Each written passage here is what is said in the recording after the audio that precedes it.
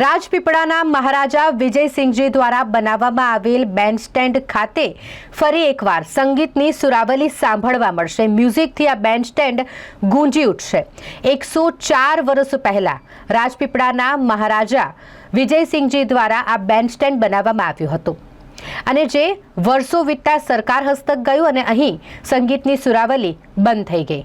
જો કે ફરી એકવાર આ જે બેન્ડસ્ટેન્ડ છે તે મ્યુઝિકથી ગૂંજી ઉઠશે। અહીં ઇન્ટેક ચેપ્ટરના કન્વીનર યુવરાજ માનવેન્દ્રસિંહ દ્વારા યુએસએનું સુરભી ઓન્સોમ્બલ ગ્રુપ જે રાજપીપળા આવી રહ્યું છે તેઓ દ્વારા અહીં મ્યુઝિક કરવામાં આવશે। એક કાર્યક્રમનું આયોજન કરવામાં આવ્યું છે અને 104 વર્ષ બાદ ફરી એક વખત જે હાલ હેરિટેજ તરીકે ઓળખાઈ રહ્યું છે એ બેન્ડસ્ટેન્ડ ખાતે સુરાવલી સાંભળવા મળશે।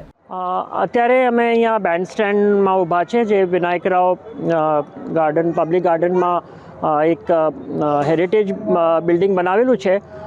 એ બેન્ડસ્ટેન્ડ મારા પડદાદા મહારાજા વિજયસિંહજીએ 1920ના દાયકામાં બનાવેલું અને આનું બનાવવાનું કારણ એ હતું કે આ ગાર્ડનને વચ્ચોવચ્ચ છે ને અહીંયા સંગીતના કાર્યક્રમો થાય। અહીંયા લોકોને મનોરંજન માટે જે લોકો અહીંયા ફરવા આવે એમના માટે એક મનોરંજન બને એ હેતુથી આ બેન્ડસ્ટેન્ડ બનાવવામાં આવેલું અને સ્વતંત્રતા પછી આનું ખાસ કંઈ ઉપયોગ નહોતું લેવાતું અને અત્યારે આ બેન્ડસ્ટેન્ડ બહુ જર્જરિત અવસ્થામાં છે। એને હેરિટેજ તરીકે રિસ્ટોર કરવાની બહુ જ જરૂરિયાત છે।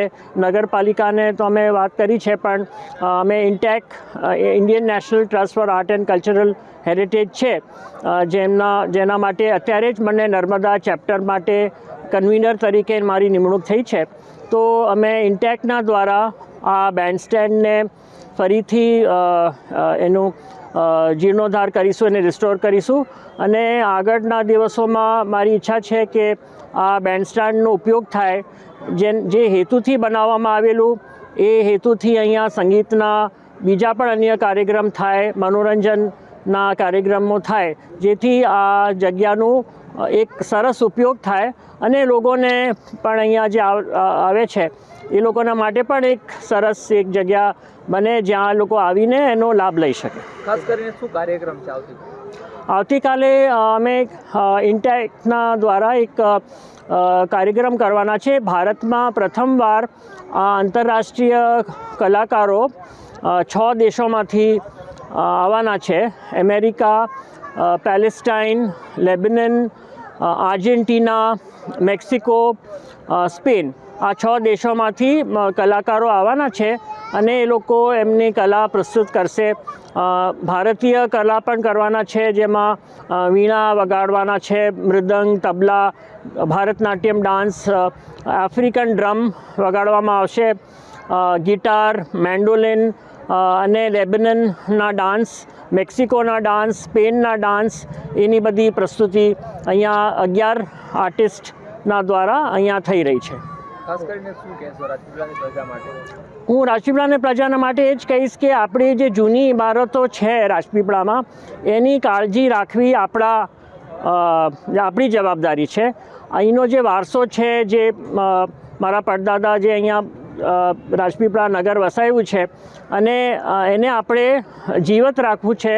અહીંની કલાઓને જે લુપ્ત થઈ રહી છે, સંસ્કૃતિ છે જે લુપ્ત થઈ રહી છે એને ફરીથી જાગૃત કરવાની જરૂરત છે જેથી કરીને રાજપીપળાને આપણે જે પહેલાં જે એની જલાલી જોવા મળતી હતી એને ફરીથી આવી એવી સ્થિતિ લઈ આવીએ જેથી કરીને અહીંયા પર્યટકો અમે લાવી શકીએ। રાજપીપળાને અમારે આંતરરાષ્ટ્રીય નકશામાં લઈ આવવાનું છે જેથી કરીને લોકો અહીંયા આવે, અહીંના ઇમારતો જોવે, અહીં જે બનાવીને ગયા છે મારા પૂર્વજો એને નિહાળે અને અહીંની સુંદરતાને એ લોકો જોઈ શકે એ આનું ખાસ હેતુ છે। રાજનગરી રાજપીપળાને આજે ફરીથી આજે બેન્ડસ્ટેન્ડને સજાવવામાં આવ્યું છે।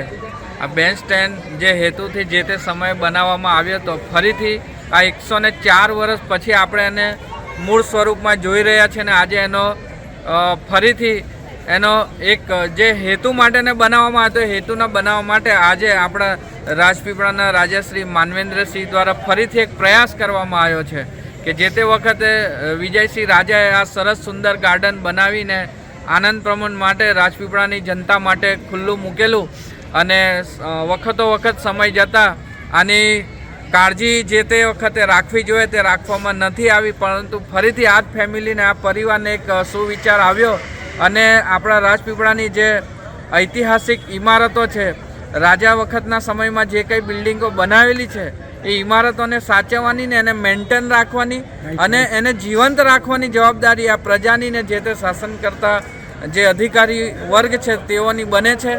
અને જો એ અધિકારીથી ન કરી શકે તો આજે ઇન્ટેક નામની સંસ્થા, આજે ઇન્ટરનેશનલ સંસ્થા ફરીથી એક પ્રયાસ કરીને રાજપીપળાને ફરીથી એ અદ્ભુત આ વારસો આપવા જઈ રહ્યો છે. અને આજે આ તમે જે આજુબાજુ આ જમાટ જોઈ રહ્યા છો અને જે મતલબ આજના તારીખે આજે પ્રજાજનો અહીંયા જોવા માટે આવી રહ્યા છે, એક અલગ જ અનુભૂતિ કરી રહ્યા છે અને સુંદર આનો આનંદ લઈ રહ્યા છે.